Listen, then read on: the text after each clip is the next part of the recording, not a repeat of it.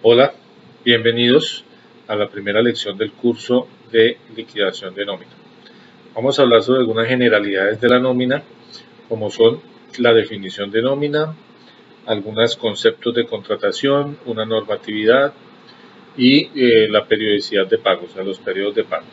Para profundizar más en este tema, vamos a tener un curso disponible en esta plataforma que se llama Selección, Contratación y Retiro de Personal. Allí profundizamos más sobre todo en el tema de parte de contratación.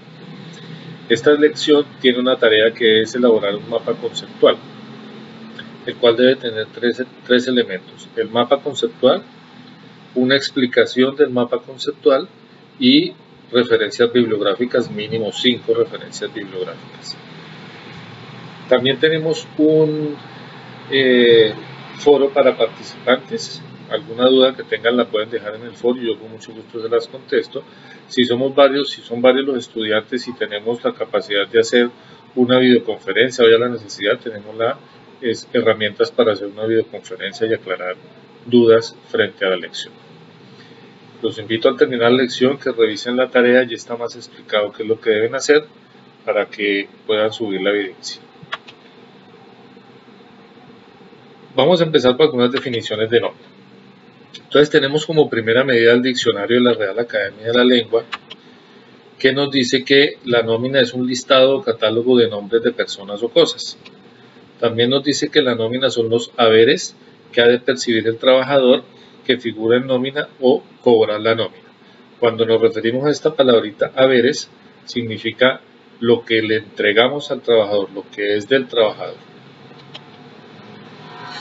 En el glosario contable, hay una página que se llama así, glosario contable, nos dice que la nómina es el registro financiero que una empresa realiza sobre los salarios de sus empleados.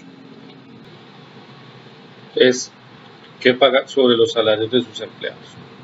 También nos dice esta misma página que la nómina es la cantidad pagada a los empleados por el trabajo que han hecho durante un periodo determinado. Ya aquí empezamos a tener un elemento muy importante de la nómina, que es el periodo de pago. Tenemos esta página RUNA que dice que la nómina es el documento contable que registra y controla los salarios, prestaciones y deducciones del empleado. Aquí ya tenemos una parte de los elementos que componen una nómina, ¿sí? Más el periodo de pago. Dicen que la nómina presenta el cumplimiento de las obligaciones económicas del patrón hacia los empleados. Si yo tuviera que resumir o dar un resumen de qué es un concepto, de qué es una nómina, podemos ver que en todas estas definiciones tenemos en común primero el periodo de prueba, el periodo de pago y algunos elementos como son salarios, y que es un listado o una relación. Entonces digamos que la nómina es una relación de personas o de empleados donde nos detalla los pagos, descuentos y el neto pagado por el trabajo realizado durante un periodo determinado. Como normativa vamos a ver que en la Constitución Política de Colombia, su artículo 17 dice que se prohíbe la esclavitud, la servidumbre y la trata de seres humanos en todas sus formas. También su artículo 25 habla sobre el trabajo, que el trabajo es un derecho y una obligación social y goza de la protección del Estado. Entonces, como podemos ver, nos habla de obligación social y derecho. No solamente es un derecho, claro, yo tengo derecho a trabajar en lo que me guste, con quien me guste y desde que sea legal en cualquier parte. Pero además de eso tengo la obligación con la sociedad de trabajar, es decir, de generar riqueza y de no ser una carga para la sociedad. Goza de la protección del Estado ¿a través de qué? Pues a través de las normas que el Estado o el gobierno genera para cuestiones laborales. Este mismo artículo dice que toda persona tiene derecho a un trabajo en condiciones dignas y justas. Hay que tener, ¿no? Dentro de esas condiciones pues está la parte de la nómina. Si yo firmo un contrato laboral, es justo y digno que yo esté en una nómina y que por ese trabajo se me pague a través de esa nómina. El decreto ley 2663 del 5 de agosto de 1950, Código Sustantivo del Trabajo, es la ley marco de nuestro de nuestra parte laboral. Todo lo que legisla la parte laboral de relaciones laborales está en esta ley. Es una ley antigua, ya casi va a cumplir un siglo, es del siglo pasado. Y esto ha hecho que nuestro sistema laboral, nuestro sistema de relación empleado-patrón o empleado y Estado no sea la mejor. Entonces no ha evolucionado. Necesitamos que esta ley ya cambie, que haya otra normatividad que permita que ese sistema laboral evolucione como lo han hecho en otros países. Es una apreciación personal, lógicamente. Tenemos también la ley 50 de 1990, la ley 100 del 93, que fue la que creó las EPS, las administradoras de fondos de pensiones y las administradoras de riesgos laborales. La ley 1562 del 2012, que hace es legislar sobre el Sistema General de Riesgos Laborales. El Decreto Único Reglamentario 1072 del 2015, que compila muchas normas que estaban por allí dispersas, entonces compila muchas normas de la ley, de la parte laboral, y además de eso tiene un apartado especial, un libro especial para el Sistema de Gestión de Seguridad y Salud en el Trabajo, que antes se conocía como el Programa de Salud Ocupacional. El Sistema de Gestión de Seguridad y Salud en el Trabajo, a partir de esta norma de este decreto 1072 del 2015, es obligatorio para todas las empresas, sin importar la cantidad de empleados ni el tamaño de la empresa. Ese sistema de gestión está regulado por esta resolución, que es la resolución 312 del 2019, donde ya regula o reglamenta cómo, de acuerdo al tamaño de la empresa y cantidad de empleados, cómo debe aplicar ese sistema de gestión de seguridad y salud en el trabajo. Hecho generador. Entonces, ¿qué es un hecho generador? El hecho generador es toda acción que cuando se realiza o se materializa, le da a quienes intervinieron en esa acción, a quienes la hicieron, le va a otorgar o le va a dar unos derechos y unas obligaciones, o un derecho o una obligación, cualquiera de las tres cosas puede pasar. En el caso de la nómina, el hecho generador es la firma del contrato. Pues cuando yo realizo ese hecho, cuando yo firmo un contrato laboral, como empleado obtengo deberes y derechos. El deber de prestarle a mi empleador mi servicio personal, porque eso fue lo que acordamos, y el derecho de recibir un pago por ese trabajo que estoy realizando. El empleador, cuando firma el contrato laboral, genera en él el deber de pagar por ese trabajo que está entregando esa persona y el derecho de recibir la prestación de ese servicio. Entonces, el hecho generador de la nómina, no lo olviden, es el contrato de trabajo cuando se firma. Contratación. Vamos a hablar algo de contratación. Formas de contratar. Entonces, en Colombia, por lo menos, tenemos dos formas de contratar. Una es por relación laboral y otra es por prestación de servicios, muy conocidas por todos. La relación laboral es la que se hace a través del contrato laboral y está regulada por ese código sustantivo de trabajo que vimos en la normatividad.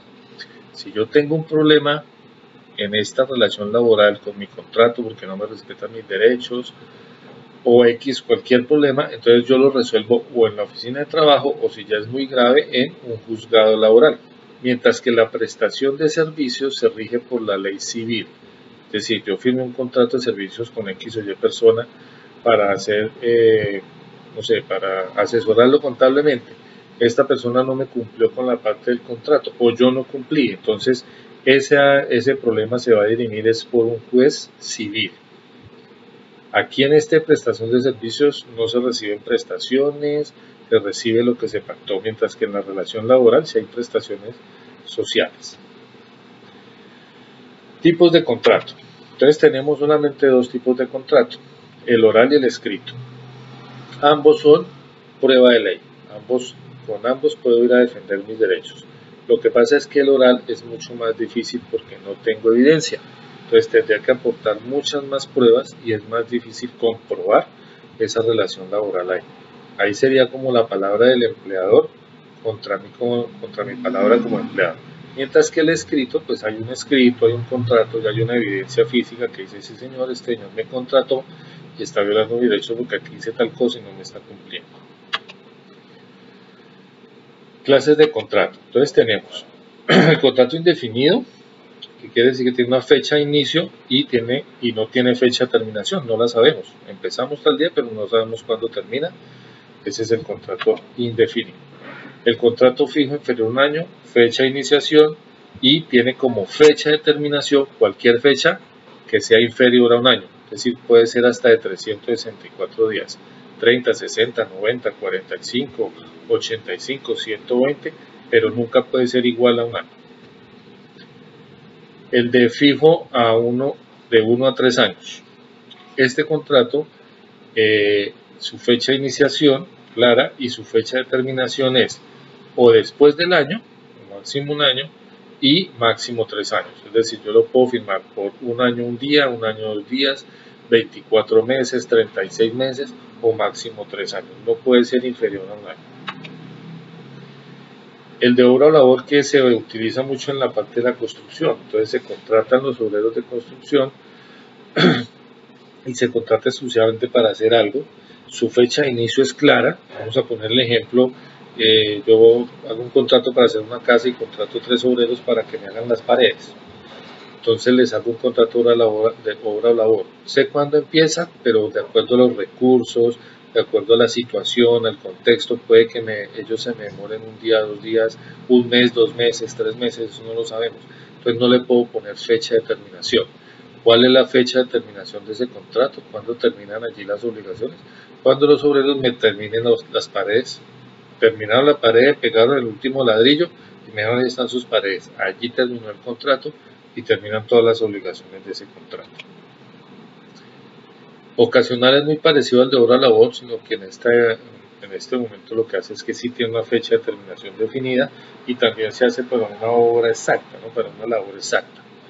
No es igual al de inferior a un año, porque el de inferior a un año usted lo contrata para hacer todas las labores que necesite usted en la empresa de acuerdo a la capacidad del trabajador. Pero aquí es, por ejemplo, tengo una fábrica de zapatos, mis maquinarias se necesita hacerle mantenimiento todos los años y el mantenimiento dura 2-3 meses. Hago un contrato ocasional con la persona con fecha de inicio tal y fecha de terminación, lo que yo considere que demora el mantenimiento de las máquinas. Si tiene una fecha final definida, a diferencia del de obra labor que no la tiene. El de aprendizaje es un contrato especial que hacen las empresas con los estudiantes de universidades, instituciones técnicas o tecnológicas que salen a hacer su periodo de práctica. Este contrato, a diferencia de los demás, no genera liquidación de prestaciones sociales. Periodicidad, es decir, ¿cuál es el periodo en que se paga la nómina? En Colombia se puede pagar de manera diaria, semanal o catorcenal. Estas dos, diaria y semanal, se utilizan mucho en el sector agrario, lo que llamamos los jornales. El catorcenal se utiliza mucho en las obras de construcción y es catorcenal porque se paga cada 14 días y los sábados. El quincenal y mensual son los más conocidos, ¿no? Quincenal, pues me pagan 2 veces al mes, y el mensual, pues una sola vez. Muy utilizado en el sector comercial, en el sector industrial, financiero, es el que más se conoce, es por el que más nos contratan. Entonces recuerden, tenemos formas de contratar, clases de contratos y tipo de contratación. Son 3 cosas que tenemos que tener en cuenta al momento de hacer. ¿Qué forma voy a utilizar de contratación? Laboral o por servicios. ¿Qué clase de contrato? Oral o escrito. Preferimos el escrito, acuérdense. ¿Y qué contrato voy a hacer? De acuerdo a los que tenemos en esta parte. No siendo más, les agradezco que me hayan permitido esta lección. Nos vemos en una próxima lección. Recuerden revisar para que hagan la tarea y suban la evidencia. Muchas gracias, hasta una próxima ocasión.